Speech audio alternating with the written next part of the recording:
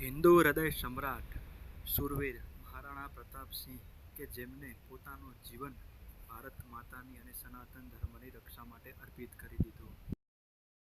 મહારાણા પ્રતાપસિંહજીનો જન્મ મેવાડમાં ઉદયસિંહ અને જયવંતાબાઈને ત્યાં 9મી મે 1540માં કુંભલગઢના કિલ્લામાં થયો હતો.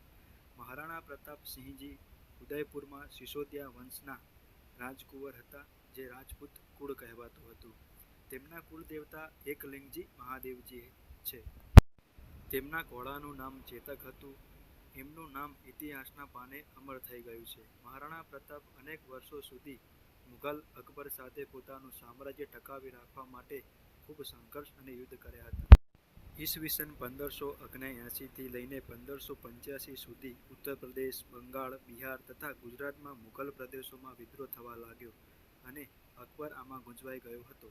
મેવાડ પરથી મુઘલનો દબાવ ઘટવા લાગ્યો અને આ તકનો લાભ રાણાજીએ ઉઠાવી લીધો અને ત્યારબાદ 1585માં મેવાડ મુક્તિનો પ્રયાસ કરવા લાગ્યા. મહારાણાની સેના મુઘલો પર આક્રમણ કરી અને 36 મહત્વપૂર્ણ સ્થાનો પર પોતાનું આધિપત્ય જમાવી લીધું હતું.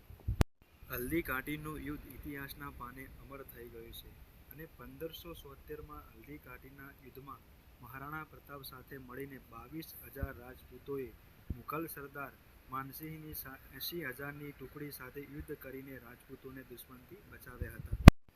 મહારાણા પ્રતાપસિંહજી સાથે મળીને રાજપૂતોએ હલ્દી ઘાટીનું યુદ્ધ તો જબરજસ્ત રીતે કર્યું હતું, પરંતુ આ જ યુદ્ધમાં મહારાણા પ્રતાપસિંહજીનો પ્રિય ઘોડો, જે ચેતક નામથી જાણીતો હતો, તેનું અવસાન થયું હતું. હરેક સમયે જીવનના હરેક પ્રકારના સંઘર્ષોથી મહારાણા પ્રતાપ સતત લડતા રહ્યા.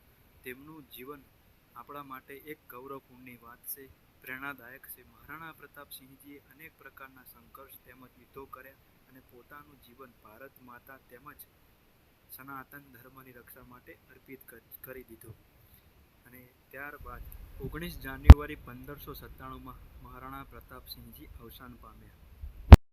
મહારાણા પ્રતાપસિંહજીએ પોતાના સંપૂર્ણ જીવનને ભારત માતાની રક્ષા, દેશ રક્ષા, રાષ્ટ્ર રક્ષા તેમજ સનાતન ધર્મની રક્ષા માટે અર્પિત કરી દીધું હતું અને મહારાણા પ્રતાપસિંહજીની છબી આપણા સૌ હિન્દુ માટે એક ગૌરવપૂર્ણ વાત છે. હર હર મહાદેવ, જય શ્રી રામ.